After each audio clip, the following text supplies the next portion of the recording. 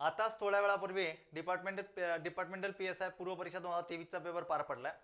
त्या पेपरमधलं मराठी विषयाचं जे काही प्रश्न आहे त्या प्रश्नांचं उत्तरांसह संभाव्य उत्तरांचं विश्लेषण आपण करून घेतो. आता ही जी काही उत्तरं असणार आहे तर ही उत्तरं संभाव्य असणार आहे. आता यामध्ये या आजच्या पेपरमध्ये आलेलं जे काही मराठी होतं ते खूप टफ होतं अशातला प्रकार नाही. पण परीक्षेला गेल्यानंतर परीक्षेला जेव्हा आपण बसतो, जेव्हा ते प्रश्न आपण सोडवतो, तेव्हा ते प्रश्न सोडविताना एक वेगळ्या प्रकारचं तिथलं एक वातावरण, वेगळ्या प्रकारचं एक वातावरण असतं. आणि म्हणजे ते वातावरण म्हणजे काय की तेव्हा खूप मोठ्या प्रमाणामध्ये आपण ते बर्डन आपल्यावरती खूप मोठ्या प्रमाणामध्ये असतं. त्याच्यामुळं पेपर सोपा होता, अवघड होता, ह्या नंतरच्या गोष्टी असतात. तो जो 1 तास असतो तो आपल्यासाठी खूप महत्त्वाचा असतो. त्याच पद्धतीने आता आपण इथं जे काही प्रश्न विश्लेषण करून घेतोय ते संपूर्ण उत्तर संभाव्य असणार आहे. आयोगाची उत्तर तालिका येणारच आहे, पण त्याच्या आधी आपल्याला म्हणजे ती उत्तरं जमणं, उत्तरं चेक करता येणं किंवा समजणं, ह्या सर्व गोष्टी महत्त्वाच्या ठरतात. ओके, त्यासाठी आजचं हे लेक्चर असणार आहे. नमस्कार, मी लक्ष्मण चौधरी, सर्वांचं लक्ष मराठी ऑनलाईन प्लॅटफॉर्मवर सहर्ष स्वागत करतो. जाऊया आपण आता प्रत्यक्ष पहिल्या प्रश्नाकडे. बघा, आता पहिला प्रश्न व्याकरणाचा असणार आहे.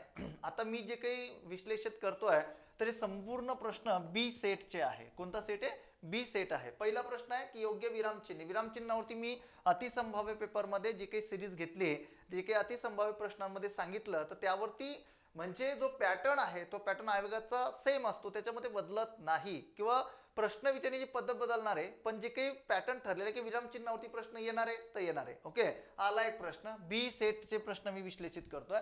आता बघा, योग्य विरामचिन्ह वापरून लिहिलेले वाक्य शोधा. त्याने विचारले, आवडेल का तुला हे पुस्तक. आता इथं रचना काय लिहिली आहे की एक व्यक्ती बोलतोय आणि त्याच्या तोंडचे शब्द जसे तसे सांगितले जात आहेत. आता तुम्हाला माहिती आहे की जेव्हा एखादा व्यक्ती बोलत असेल आणि जेव्हा त्याच्या तोंडचे शब्द जसे तसे सांगितले जात असतील, तेव्हा जेव्हा तो बोलतोय का नाही तेव्हा कुठेतरी थांबल्याची रचना आलेली असते, म्हणजे तिथं स्वल्पविराम आलेला असतो परफेक्ट. आणि त्याच्यानंतर तुम्हाला सर्वांना माहिती आहे की या दोन गोष्टी त्यासाठी महत्वाच्या ठरतात. एक एकेरी अवतरण चिन्ह आणि दुसरं जे काही आलेलं असतं ते दुहेरी अवतरण चिन्ह. ओके, आता या दोन गोष्टींमध्ये काय कुठं काही दिसतंय का? या दोन गोष्टींपैकी जर कमी महत्वाचं त्याचं बोलणं असेल तर एकेरी अवतरण चिन्हामध्ये दाखवलं जातं, आणि जर त्या ठिकाणी खूप जास्त महत्वाचं बोलणं किंवा जसेच्या तसे शब्द दर्शवायचे असतील तर दुहेरी अवतरण चिन्हामध्ये ती दर्शवली जातात. पहिलं वाक्य तर काही येऊ शकत नाही, कारण की तिथं अवतरण चिन्ह आलेलं नाही. त्याच्यानंतर नंबर 2 मध्ये गेलात तर त्याने विचारले. आता इथे एकेरी अवतरण चिन्हाचा वापर केलेला आहे, पण इथं उद्गारवाचक चिन्ह आलेलं आहे. उद्गारवाचक चिन्ह कुठे असते तुम्हाला सर्वांना माहिती आहे. उद्गारवाचक चिन्ह जेव्हा एखाद्या अचानकपणे ज्या काही भावना प्रकट होत असतात तेव्हा जी रचना आलेली असते ती एकेरी अवतरण चिन्ह दुहेरी अवतरण चिन्ह तिथे वापरलं जातं, म्हणून दुसरा पर्याय काही येणार नाही. त्यानंतर त्याने विचारले प्रश्न चिन्ह आलेलं आहे, म्हणजे तिसरा पर्याय येऊ शकत नाही. फक्त पर्याय उरला एकच की त्याने विचारले. मी तुम्हाला सांगितलं आधीच की त्याच्यानंतर कुठेतरी थांबल्याची क्रिया किंवा कुठे थांबला म्हणजे थोडा वेळ थांबल्याचा जिथं रचना आलेली असते तिथं स्वल्पविराम द्यावा लागणार आहे, तर ते बरोबर आहे. त्याच्यानंतर आवडेल का तुला हे पुस्तक, पुढं तो म्हणजे त्याच्या तोंडचे शब्द जसे तसे दर्शवायचे. दुहेरी अवतरण चिन्हाचा वापर त्या वाक्यासाठी करण्यात आलेला आहे, म्हणून पर्याय क्रमांक फक्त डी बरोबर, म्हणजे पर्याय क्रमांक 4 हे त्याचं योग्य उत्तर असणार आहे. हे या प्रश्नाचं विश्लेषण. आता ही प्रश्न खूप जास्त डिटेल मी काही विश्लेषण करत नाही, कारण की संभाव्य उत्तरांसह विश्लेषण असणार आहे.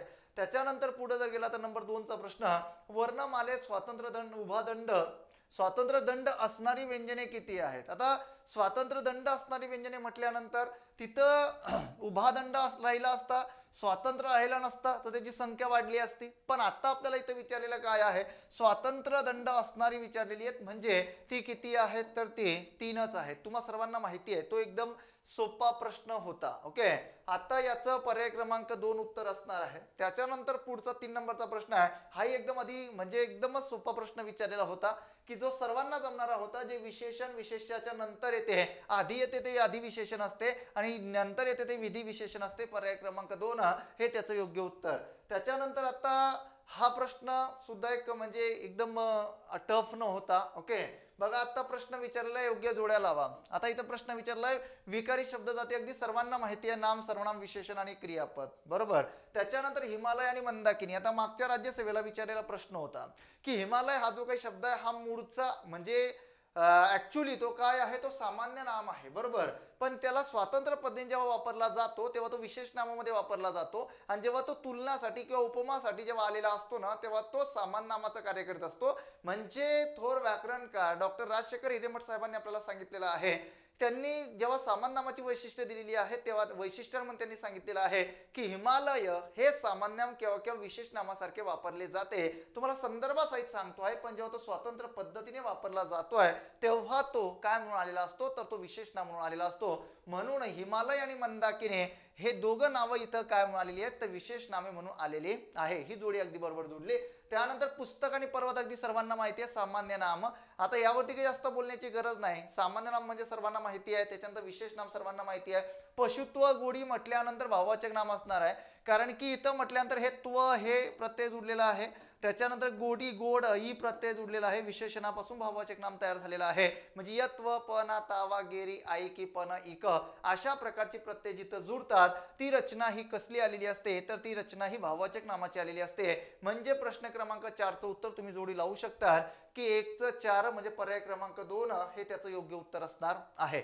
त्याच्यानंतर 5 नंबरच्या प्रश्नाकडे मार्गस्थ होऊया. बघा आता इथं आयोगाने प्रश्न विचारला, नेहमी सांगतो आपल्या अतिसंभाव्य पेपरमध्ये की वाक्यांच्या प्रकारावरती प्रश्न येणार म्हणजे येणार. इकडं वाक्यांच्या प्रकारावरती प्रश्न विचारला गेलाय. आकाशात जेव्हा ढग जमतात जेव्हा तेव्हा म्हटल्यानंतर सांगण्याची गरज नाही, अगदी सर्व पोलीस बांधवांना हे माहिती असणार आहे, बरोबर.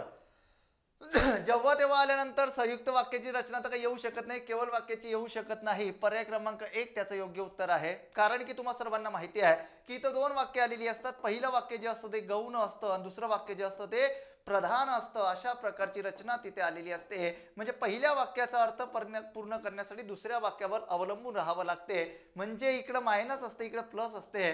म्हणजे अशा प्रकारे हे मिश्र वाक्य असतं. मग मिश्र वाक्याचे प्रकार कोणकोणते एवढं डिटेल तुम्हाला काही प्रश्न विचारलेला नाही की विशेषण वाक्य काय, नाम वाक्य काय, क्रियाविशेषण वाक्य काय, यावरती प्रश्न विचारलेला नाही. फक्त सरळ सरळ वरच्यावर प्रश्न विचारलेला आहे. म्हणून पर्याय क्रमांक 1 हे त्याचं योग्य उत्तर आहे. अज्ञात काही येऊ शकत नव्हतं.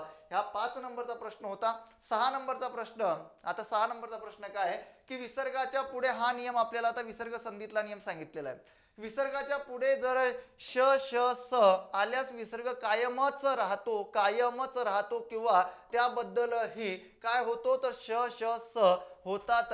या नियमानुसार खालीलपैकी कोणता शब्द बनलेला आहे असा प्रश्न तुम्हाला विचारलेला आहे. आता यामध्ये एक सर्वात महत्वाची गोष्ट काय आहे की काही विद्यार्थ्यांनी इथे विचार केलेला असेल अंतःकरण. आता अंतःकरण इथे विचार करून काही म्हणजे फरक पडणार नव्हता, कारण की विसर्गाच्या मागे अ स्वर आल्यास आणि विसर्गाच्या पुढे जर क ख प त्यानंतर फ अशा प्रकारची व्यंजने जर आलेली असतील तर अशा प्रकारच्या रचनेमध्ये आपण जर महत्वाची गोष्ट लक्षात घेतली तर हा जो काही विसर्ग आलेला असतो तर हा विसर्ग इथं काय होत असतो, तर हा विसर्ग कायम राहतो. तशा प्रकारची रचना. पण हे जे काही उदाहरण आपल्याला विचारलेलं आहे तर हे उदाहरण त्यावरती आलेलं नाही. म्हणजे उदाहरण विचारण्याची जी काही संकल्पना आहे ती वेगळ्या पद्धतीने आलेली आहे. म्हणजे पहिला पर्याय तर काही येऊ शकत नव्हता. पर्याय क्रमांक 2 ही त्याचं योग्य उत्तर होतं.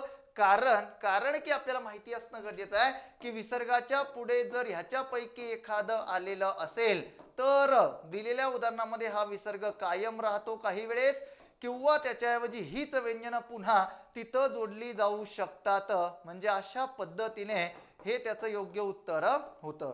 म्हणजे याची रचना किंवा याची जोडणी अशा पद्धतीने दु अधिक शासन हा त्याचा विग्रह आहे. 2 पद्धतीने त्याची जोडणी होत असते. म्हणजे दु विसर्ग अधिक शासन म्हणजे अशा पद्धतीने ही त्याची जोडणी बरोबर आहे आणि त्यानंतर अशा पद्धतीने ही त्याची जोडणी बरोबर आहे. म्हणून पर्याय क्रमांक 2 हे त्याचं योग्य उत्तर आहे. त्यानंतर आता अधपतन हे येऊ शकत नव्हतं. इथं विसर्ग कायम राहतो कारण की पुढं क ख प फ पैकी एक व्यंजन आलेलं आहे. पर्याय क्रमांक 4 ही येऊ शकत नव्हतं. म्हणून या प्रश्नाचं उत्तर पर्याय क्रमांक 2 आहे.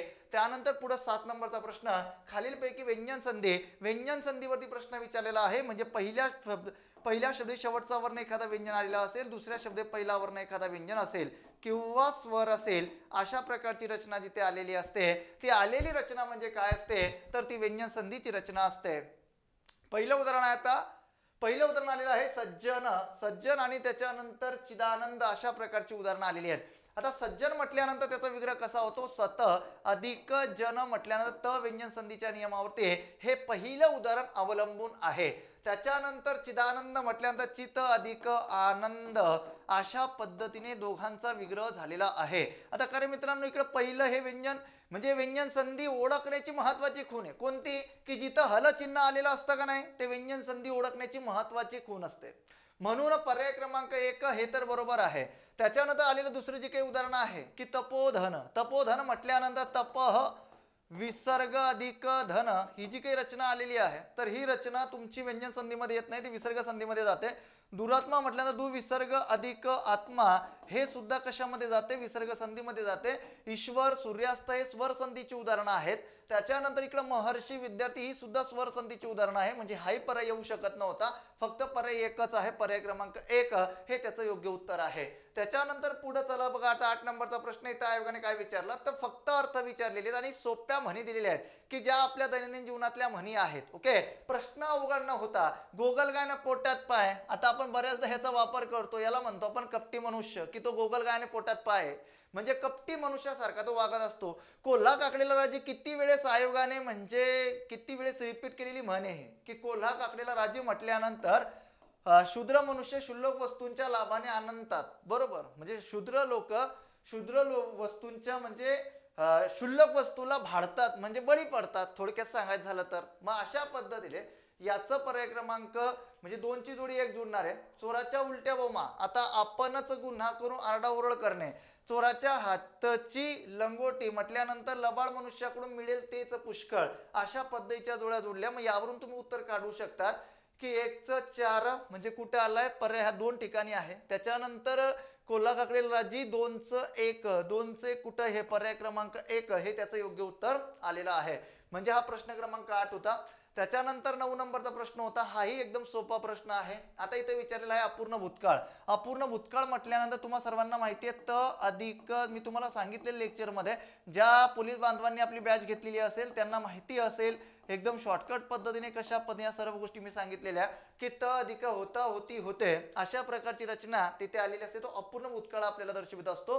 म्हणजे आता जर आपण आता लक्षात घेतलं तर ए ची जोडी जुळणार आहे 3, तो अभ्यास करीत होता. बरोबर ना, त अधिक होता म्हणजे अपूर्ण वर्तमान काळामध्ये ही रचना आलेली असते.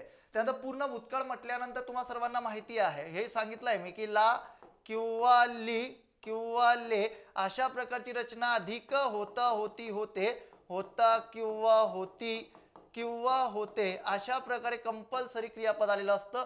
इथं होतो पूर्ण भूतकाळ. मग आता कुठे आलेली रचना, तर पूर्ण भूतकाळाची रचना इथं आलेली आहे, त्याने अभ्यास केला होता. बरोबर, ला लिहिले होता.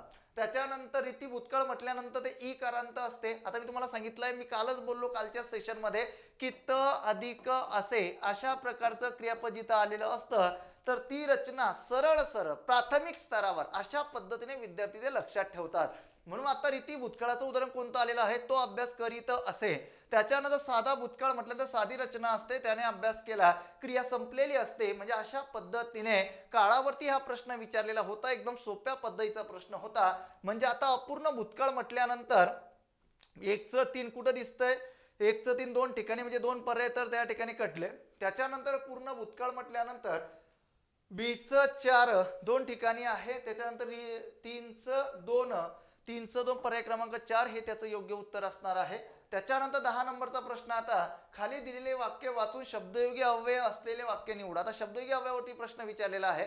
शब्दयोगी अव्यय म्हटल्यानंतर तुम्हाला सर्वांना माहिती आहे की शब्द आणि योग, जिथं शब्दांचा योग जोडून आलेला असतो तिथं शब्द योग होत असतो. बरोबर ना, म्हणजे आता कशा पद्धतीने तू खाली ये, आता इथं अव्यय कोणता आलेला आहे, खाली आलेला आहे, ते स्वतंत्र पद्धतीने आलेलं आहे म्हणून ते क्रिया विशेषण अव्ययामध्ये जाणार आहे, ते शब्दयोगी अव्ययामध्ये येणार नाही. तिथं शब्दांचा योग जुळलेला नाही. शब्दांचा योग कुठून जुळून येतो, जिथं शब्दाला शब्द जुळतो तिथं शब्दाचा योग जुळून येतो. त्याच्यानंतर पुढे आला तर टेबलला खाली मांजर आहे, टेबल आणि खाली. बरोबर ना, म्हणजे एखादं नाम असेल किंवा त्या नामाला जुडलेला एखादा अव्यय असेल ना, त्याला म्हणतात शब्दयोगी अव्यय, म्हणजे पर्याय क्रमांक 2 हे त्याचं योग्य उत्तर असणार आहे. त्याने हात वर केला, वर म्हटल्यानंतर क्रिया वर घडते, बरोबर ना, म्हणजे क्रिया कुठे घडते, वर घडते, क्रिया विशेषण अव्ययाचा बोध होतोय, म्हणून पर्याय क्रमांक 3 हाही येऊ शकत नव्हता. पर्याय क्रमांक 4 पूर्वी म्हटल्यानंतर पर्याय क्रमांक 4 येऊ शकत नव्हता. म्हणजे दोघांमध्ये फरक एवढाच मी बॅच मध्ये सांगितलं आहे की शब्दयोगी अव्यय स्वतंत्र पद्धतीने कधीही येत नाही. जर ते आलं तर ते जुळून आलेलं असतं, जेव्हा ते स्वतंत्र पद्धतीने आलेलं असतं तेव्हा त्याची रचना जी काही होत असते ती स्थानिक क्रिया विशेषण अव्ययामध्ये समाविष्ट होत असते. म्हणजे अशा पद्धतीच्या मराठीमधल्या त्या संकल्पना आहे. एकदम सोप्या पद्धतीची प्रश्न होती, सरळ जमणारी प्रश्न होते. क्रिकेटचा अंतिम सामना हरल्यानंतर कर्णधाराने गोलंदाजावर दोषारोप केले, या वाक्यविधानातील अधोरेखित शब्दाला योग्य वाक्प्रचार ओळखा. आता बघा इकडं रचना जी काही आलेली आहे, नाकाने कांदे सोलणे, केसाने गळा कापणे, अंगाची लाही होणे, म्हणजे ही सर्वच्या सर्व जे काही वाक्प्रचार आपल्याला दिसत आहेत इकडं, तर हे संपूर्ण वाक्प्रचार आपल्या दैनंदिन जीवनातले खापर फोडणं हे त्याचं योग्य उत्तर आहे. ओके, म्हणजे अशा पद्धतीने हे अतिसंभाव्य उत्तर आहे किंवा त्या ठिकाणी हीच उत्तर त्याची बरोबर आहे. पर्याय क्रमांक 4 हे त्याचं योग्य उत्तर असणार आहे. एक नाकाने कांदे सोलणे, केसाने गळा कापणे, अंगाची लाई होणे हे तर काही येणार नाही, फक्त पर्याय क्रमांक 4 हे त्याचं योग्य उत्तर आहे. मी आता इथे विश्लेषण काही जास्त देत नाहीये. का देत नाहीये? कारण की प्रश्न सोपी आहे, तुम्हा सर्वांना माहिती आहे, जास्त लेक्चर लांबवून काही फायदा नाहीये. त्याच्यानंतर पुढे बघा, पुढे दिलेल्या तसा हा शब्द आता बऱ्याच जणांचा चुकू शकतो. मला बऱ्याच जणांचे फोन आलेत, पेपर झाल्यानंतर अर्ध्या तासानंतर मला बऱ्याच पोलीस बांधवांचे फोन आलेत की सर याचं उत्तर काय असू शकते. बरोबर आहे, या ठिकाणी तुमचा मार्क जाऊ शकतो काही जणांचा, कारण की तिथे काय विचारलं, पुढे दिलेल्या तत्सम शब्दाचा तद्भव शब्द ओळखा. आता याचा अर्थ आपल्याला विचारलेला आहे अंजली. अंजली म्हटल्यानंतर ल ला पहिली विलांटी आलेली आहे. आता अंजली म्हटल्यानंतर एक हे असतं, म्हणजे काय, माप असतं. ओके, अंजली म्हटल्यानंतर जेव्हा तो तत्सम शब्द तद्भव शब्दामध्ये वापरला जातो किंवा जो त्याचा अर्थ घेताना त्या शब्दाचा अर्थ प्रकट होत असताना त्याचा अर्थ अशाच पद्धतीने प्रकट होत असतो की अंजली म्हटल्यानंतर एक माप असतं, एक प्रमाण असतं. ओके, मग एक माप आणि एक प्रमाण त्याच्याशी तो संलग्न शब्द आलेला आहे, ते म्हणजे ओंजळ. ओके, म्हणून पर्याय क्रमांक 4 हे त्याचं योग्य उत्तर असणार आहे. ओके, ओंजळ हे त्याचं योग्य उत्तर आहे. आता तुम्हाला सर्वांना माहिती आहे प्रांजल म्हणजे काय, बरोबर ना. त्याच्यानंतर आभा. आता आभा म्हटल्यानंतर काय असतं, किंवा आभा हा जो शब्द आलेला असतो, ओके, किंवा याचा अर्थ याच्याशी तो संलग्न नाहीये. कुणाशी? तर याच्याशी तो संलग्न नाही. कुणाशी? अंजलीशी. फक्त आणि फक्त अंजली म्हणजे काय, तर प्रमाण, अशा पद्धतीने त्याचा अर्थ होतो. बांधणी सर्वांना माहिती आहे. ओके, त्याच्यानंतर पुढे 13 नंबरचा प्रश्न जो काही आहे, खाली व्यंजन गटातील घोष व्यंजनांचा गट ओळखा. आता तुम्हा सर्वांना माहिती आहे की अघोष आणि घोष. अघोष म्हटल्यानंतर तुम्हा सर्वांना माहिती आहे की ते कठोर व्यंजनामध्ये समाविष्ट होतात, बरोबर. आता हे तर तुम्हाला समजलं, क म्हटल्यानंतर कठोर मध्ये जातं, तो पर्याय क्रमांक 1 तर काही येऊ शकत नव्हता. मग त्याच्यानंतर पुढे जर तुम्ही आलात, ख म्हटल्यानंतर तोही कठोर व्यंजनामध्ये जात होता. त्यानंतर छ म्हटल्यानंतर, म्हणजे जर आपण लक्षात घेतलं तर कठोर व्यंजन म्हटल्यानंतर तुम्हाला सर्वांना माहिती 5 व्यंजन मी लक्षात ठेवायची सांगितले, क, च, ट, त आणि प. ही 5 व्यंजन तुम्ही जर लक्षात ठेवली तर कठोर व्यंजन लगेच आपल्याला जमत असतात. म्हणजे पर्याय क्रमांक 4 येऊ शकत नव्हता, फक्त पर्याय क्रमांक 2 उरलेला आहे. यांना घोष व्यंजन असंही म्हणतात किंवा त्या ठिकाणी त्यांना अर्धस्वर या नावानेही त्याची ओळख आहे. म्हणजे अशा पद्धतीने पर्याय क्रमांक प्रश्न क्रमांक 13चं उत्तर जे काही आहे ते पर्याय क्रमांक 2 आहे. त्याच्यानंतर पुढे जर गेला तर 14 नंबरचा प्रश्न आहे, केवळ वाक्य, संयुक्त वाक्य, मिश्र वाक्य, संकेतार्थी वाक्य प्रश्न विचारलेला आहे. आता केवळ वाक्य म्हटल्यानंतर हा प्रश्न बऱ्याचदा रिपीट झालेला आहे, आम्ही जातो आमच्या गावा, बरोबर ना. त्याच्यानंतर मिश्र वाक्य म्हटल्यानंतर त्याच्यानंतर संयुक्त वाक्य म्हटल्यानंतर आणि व ह्याच्याने वाक्य काय झालेलं असतं, जुडलेलं असतं. अशा प्रकारची रचना त्यामध्ये आलेली असते. म्हणजे आपल्याला या सर्वच्या सर्व गोष्टी क्लिअर होणं खूप महत्वाचं आहे. आता बघा, या दोघांमध्ये बऱ्याच विद्यार्थ्यांचं कन्फ्युजन झालं असेल किंवा दोघांची दोन उत्तर जर आली असतील त्याची जोडी तुम्हाला जोडता आली असती, म्हणजे दोघांवरनं उत्तर निघत होतं का आपण आधी बघूया की याचं 2. आता याचं 2 म्हटल्यानंतर इथं आहे, बरोबर, आणि इथं आहे, म्हणजे 2 पर्याय आणि 4 पर्याय तर गेला. त्याच्यानंतर पर्याय क्रमांक म्हणजे 3चं उत्तर 1 कुठे आहे, पर्याय क्रमांक 3चं सीचं 1 इथं आलेलं आहे, इथं नाहीये. म्हणजे पर्याय क्रमांक 1 याच्यावरून उत्तर काढता येत होतं. म्हणजे इथं कन्फ्युजन होण्याची काही गरज नव्हती. की बीचं 4, हे बघा बीचं 4 आणि त्याच्यानंतर डीचं 3, डीचं हे 3. पाऊस पडता तर हवेत गारवा आला असता, बरोबर आहे. इथं काय आहे, इथं संकेत मिळतोय की जर पाऊस झाला असता तर हवेत गारवा आला असता. म्हणजे आता बऱ्याच विद्यार्थ्यांना कन्फ्युजन असेल की सर संकेतार्थीमध्ये पण आलेली रचना अशी असते ना, म्हणजे अटदर्शक असते. संकेत म्हणजे काय, अट असते. आणि त्याच्यानंतर मिश्र वाक्य म्हटल्यानंतर काय असतं की पहिल्या वाक्याचा अर्थ दुसऱ्या वाक्यावरती डिपेंड असतो. म्हणजे जे चकाकते, बरोबर ना, ते सोने नसते. म्हणजे अशा पद्धतीने दोघांमध्ये फरक जो काही आहे तो फरक अशा स्वरूपाचा आहे. कारण की तुम्हा सर्वांना माहिती आहे की त्याचं जे काही आख्यात रूप आहे, त्याचं जे काही संकेतार्थीचं आख्यात रूप आहे, तर संकेतार्थीचं आख्यात रूप तुम्हा सर्वांना माहिती आहे की संकेतार्थीचं आख्यात रूप जे काही आलेलं असतं, तर ते आख्यात रूप, तिथं आख्यात रूपाचा काही विषय नाहीये, पण इथं आलेली जी काही रचना आलेली आहे, तर ती आलेली रचना कशी आहे, ती अटदर्शक रचना आलेली आहे. म्हणजे कुठेतरी अट दर्शवली जाते आहे. म्हणून त्याला इथं पाऊस पडता तर हवेत गारवा आला असता, इथं संकेत मिळतोय, अट मिळते, म्हणून संकेतार्थीची जोडी काही जुडलेली आहे ती 3 जुडलेली आहे. आणि जी मिश्र वाक्य आलेलं आहे ते अशा पद्धतीने आलेलं आहे. म्हणजे त्याचा अशा पद्धती दोघांमध्ये फरक आहे. तो फरक अशा पद्धतीचा त्याला सांगण्यासाठी तर बराचसा वेळ लागेल. त्याच्यामुळं फक्त आपले उत्तर आपण बघून घेऊया. त्याच्यानंतर पुढं आख्यात रूप जे काही आहे त्या 7 आख्यात रूप मी कालच्याच लेक्चरला सांगितलेली होती. आता इकडं ते काही सांगत नाही ना, रटाळ लेक्चर होऊन जाईल. पुढे जाऊया आपण 15 नंबरच्या प्रश्नाकडे. पुढील पैकी पूर्ण अभ्यासत तुम्हा सर्वांना माहिती आहे की जे काही अभ्यासत शब्दाचे प्रकार आहे त्या अभ्यासत शब्दाचे प्रकार 3 आहे. सर्वात पहिला आहे तुमचा पूर्ण अभ्यासत, त्याच्यानंतर दुसरा आहे अंशाभ्यासत, याचं उत्तर सर्वांना आलं असेल. त्याच्यानंतर नंबर 3चा जो काही प्रकार आहे, नंबर 3चा प्रकार येतो म्हणजे अनुकरण वाचक. अशा प्रकारे नंबर हा 3चा प्रकार आहे. त्याच्यानंतर पूर्ण अभ्यासमध्ये जो पहिला शब्द असतो तो दुसरा शब्द येणे, म्हणजे घर घर हे त्याचं योग्य उत्तर आहे. कारण की पहिल्या शब्दाला अर्थ असतो, त्याच्यानंतर जो दुसरा शब्द आलेला असतो त्या दुसऱ्या शब्दालाही अर्थ असतो, म्हणजे याला म्हणतात पूर्ण अभ्यासत. त्याच्यानंतर नंबर 2 कडे जर तुम्ही आलात तर अंशाभ्यासत म्हणजे काय, तर पहिला जो शब्द असतो जो दुसरा शब्द जोडून येतो त्यातील एखादं अक्षर काय येणं, बदलून येणं, म्हणजे पहिल्या शब्दाला अर्थ असतो जो दुसरा शब्द अर्थ दुसऱ्या शब्दाला अर्थ नसतो. अशा प्रकारची रचना त्यामध्ये येते. त्यानंतर आळवा तिळवा हे सुद्धा त्याच पद्धतीने रचना आलेली आहे अंशाभ्यासची. गडगडाट म्हटल्यानंतर हे अनुकरण वाचक आहे, ध्वनीदर्शक शब्द आलेली आहेत, म्हणून पर्याय क्रमांक 1 हे त्याचं योग्य उत्तर आहे. 15 नंबरचा प्रश्न होता. 16 नंबरचा प्रश्न सुद्धा तिथं काय आलेला आहे, सोपा विचारलेला होता, पगडी फिरवणे. आता हे सर्वांना माहिती आहे, पगडी फिरवणे म्हणजे या वाक्याच्या खालीलपैकी कोणता अर्थ आहे. आता पगडी फिरवणे म्हटल्यानंतर पश्चाताप होणे तर काही येणार नाही. त्याच्यानंतर स्वार्थापायी पक्ष बदलणे हे त्याचं योग्य उत्तर आहे. बाकी मी काही तिकडं विश्लेषण करत नाही. ओके. त्यानंतर 17 नंबरचा प्रश्न बघा. आता खालीलपैकी देशी शब्दांचा अचूक गट ओळखा. अशा प्रकारचा प्रश्न इथं आपल्याला विचारलेला आहे. आता इथं पहिला आहे झाड दगड रेडा चिमणी.